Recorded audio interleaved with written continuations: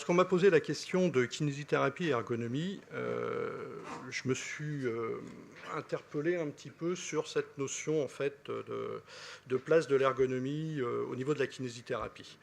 Si on regarde d'un point de vue historique un petit peu ce qui s'est passé, dans les années 90, on a été quelques kinésithérapeutes à rentrer en faculté, en université, pour faire de l'ergonomie.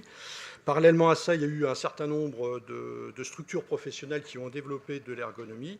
Et puis, dans les formations de kinésithérapie, on a fait des cours, on a fait des TP. C'est un petit peu ce qu'on a tous suivi la plupart du temps. Certains d'entre nous sont allés à l'université, on fait des masters, on fait des doctorats. Et puis, pour certains, ça s'est arrêté là. Alors, je pense que si on fait un petit état des lieux, les kinésithérapeutes ont un rôle important à jouer dans tout ce qui est ergonomie, pour la bonne et simple raison que nous sommes des praticiens qui sont au contact de patients qui sont aussi des opérateurs. Ce qu'on n'oublie pas, mais ce qu'il va falloir se préoccuper.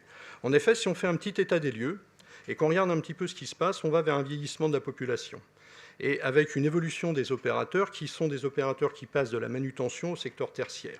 Et donc, on a des patients qui vont présenter en fait des pathologies, en reprenant un terme qui est cher à certains d'entre nous, qui vont développer des pathologies qui vont aller de l'hypermobilité à l'hypomobilité. Et on a aussi en parallèle une augmentation des troubles musculo-squelettiques et des stress professionnels. Donc, cet état des lieux nous montre bien qu'on est aujourd'hui à un carrefour et que le curatif n'est pas suffisant et qui doit être envisagé avec une prise en charge globale du patient. C'est-à-dire qu'on ne doit pas se contenter de faire de la kinésithérapie pour la lombalgie, mais on doit essayer d'introduire au sein de cette kinésithérapie une prise en charge globale du patient pour un retour à l'activité professionnelle. Quand on fait la rééducation d'un lombalgique, on a des protocoles qu'on connaît tous. On oublie aussi des fois que le patient est un opérateur. Et quand vous regardez dans certaines entreprises, on a des opérateurs qui peuvent aller jusqu'à porter jusqu'à 16 tonnes homme-jour, voire même plus. On a fait avec Olivier de Courcelles, qui est dans la salle, des calculs qui nous amenaient à 32 tonnes homme-jour. 32 tonnes homme-jour, vous imaginez ce que ça peut donner sur un disque intervertébral. Et la rééducation simple de la lombalgie n'est pas suffisante. Et donc, il faut se préoccuper d'aller un peu plus loin dans la démarche.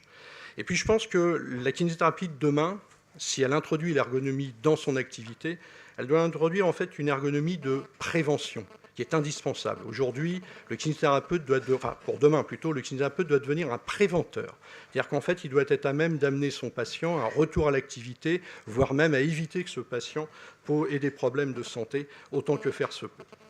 Alors, comment ? En fait, il y a 3 niveaux en fait, d'intervention possibles. Le premier niveau, c'est de se dire que le praticien, dans son activité de cabinet, doit avoir une analyse de l'activité du patient. Analyse de l'activité du patient, il ne peut l'avoir que s'il a été un peu formé à l'ergonomie. Et je pense qu'une des erreurs qu'on a fait au départ, et on en est tous, enfin j'en suis un des premiers acteurs, c'est qu'on a essayé de plaquer l'enseignement de l'ergonomie sur la kinésithérapie. Et en fait, il faut aujourd'hui, enfin plus exactement dans l'avenir, réfléchir à un enseignement de l'ergonomie qui soit adapté à la pratique professionnelle du kinésithérapeute, qui lui permette de faire de la prévention dans la prise en charge de son patient. Et je pense que c'est ça, et pas simplement refaire des cours tels qu'on les a eus à l'université, ça a été un peu notre défaut à certains d'entre nous, et essayer de développer une structure de formation qui soit spécifique. Donc, choix de conseils pour le patient, bien évidemment, ça ne s'arrête pas à la chaise. Souvent, les patients me disent « j'ai une chaise ergonomique, c'est bizarre, j'ai toujours mal au dos ». C'est normal, il n'y a pas que la chaise, il y a le bureau, il y a pas mal de choses. Donc, avoir une approche qui soit ciblée là-dessus, voire même d'ailleurs aujourd'hui en coachant le patient pour la gestion du stress, puisqu'on a de plus en plus ce genre de problème. Bien évidemment, se pose le problème classique, le nerf de la guerre. La nomenclature, comment pouvoir se faire payer ce genre de séance, puisque de toute façon, si ce n'est pas ça, ça posera forcément des problèmes. Et puis, au final, pour l'avenir, je vois rien du tout d'ailleurs, parce que si je voyais, je serais voyant, donc ça, je ne serais pas ici, mais j'envisage, peut-être, mais dans 15 ans, j'aurai 73 ans, donc j'y serai forcément plus là, plus beaucoup. J'envisage en fait 3 niveaux d'évolution possibles. Le premier niveau, c'est de former le kinésithérapeute dans son cabinet tel que je vous l'ai dit. Le second niveau, c'est que le kiné devienne un acteur dans l'entreprise. On nous a posé plusieurs fois la question d'avoir des kinés du travail. On a des infirmières du travail, on nous a posé la question de kinés du travail. Il y a peut-être une réflexion à mener là-dessus. Beaucoup d'entreprises cherchent des kinés, mais pas uniquement pour faire de la massothérapie, pour une prise en charge globale de leurs opérateurs. Aujourd'hui, on voit se développer un certain nombre d'interventions d'ostéopathes dans les entreprises qui viennent faire du soin.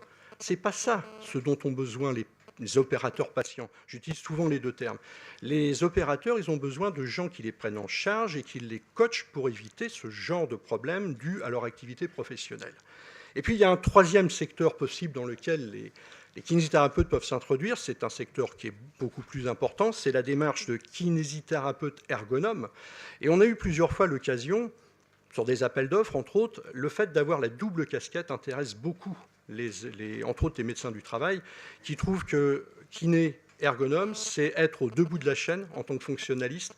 Un kiné connaît bien la lombalgie, un ergonome a une approche de la lombalgie qui est différente. Le fait d'avoir les deux casquettes permet en fait d'avoir une approche qui soit beaucoup plus performante. Et certains médecins du travail recherchent cette double casquette. Donc on a vraiment quelque chose à développer dans l'ergonomie, mais en ayant une ergonomie adaptée à la profession de kinésithérapeute et pas simplement en plaquant deux professions côte à côte, l'ergonome et le kinésithérapeute. Et dans certains cas, il y aura des kinés qui feront que de l'ergonomie, mais ça doit rester, et ça reste d'ailleurs, puisque la demande est quand même pas aussi forte que ça reste quelque chose de relativement petit. Donc il y a un cursus et peut-être que dans 15 ans, les plus jeunes d'entre nous verront que ça s'est mis en place et puis peut-être pas parce que de toute façon, c'est pas vraiment ce que tout doit devenir dans le futur. Merci. Alors merci. Alors Gilles, comme j'ai failli couper votre intervention, vous avez gagné le droit à une deuxième question parce que dans ce que j'entends à la fin, ça veut dire quoi? Vous plaidez pour que demain, dans 15 ans, tous les kinés aient une formation d'ergonome? Est-ce que c'est ça le fond de votre pensée? Alors, je n'ai pas été clair. Je ne plaide pas pour que tous les kinés aient une formation d'ergonomie ou d'ergonome. Je plaide, si on peut dire comme ça, pour que les kinésithérapeutes sachent utiliser l'outil ergonomique dans leur pratique professionnelle de façon à avoir un niveau d'intervention déjà simplement au sein de leur cabinet. On se contente de faire des soins, c'est très bien de faire des soins, mais à un moment donné, le patient, il ressort du cabinet, et en ressortant du cabinet, il va avoir une activité professionnelle. Et si on a les bonnes notions, ce que j'évoquais comme chiffre, quand vous avez un garçon qui porte plus de 30 tonnes jour, si vous vous contentez de faire du Mackenzie, c'est bien Mackenzie, je le fais, mais ça ne sera pas suffisant. S'il rebouge 30 tonnes le lendemain, il va se rebloquer ses lombaires de la même manière. Donc il y a tout un travail d'éducation du patient. Et un des exemples que l'on trouve aujourd'hui, et je déborde un peu sur le temps peut-être, mais enfin bon, c'est pas grave, un des exemples qu'on trouve, c'est M-Tondo. M-Tondo, c'est un truc intéressant. Pourquoi? Parce qu'on va former les gamins à protéger leur dos. Et on sait que si on commence à former très tôt, il y a une chance que ça passe. Aujourd'hui, le problème de dos, tel que Meng l'avait décrit, il parlait de mal de dos, mal du siècle. Moi, je ne suis pas d'accord, c'est mal de dos, mal des siècles, parce que ça passe les siècles.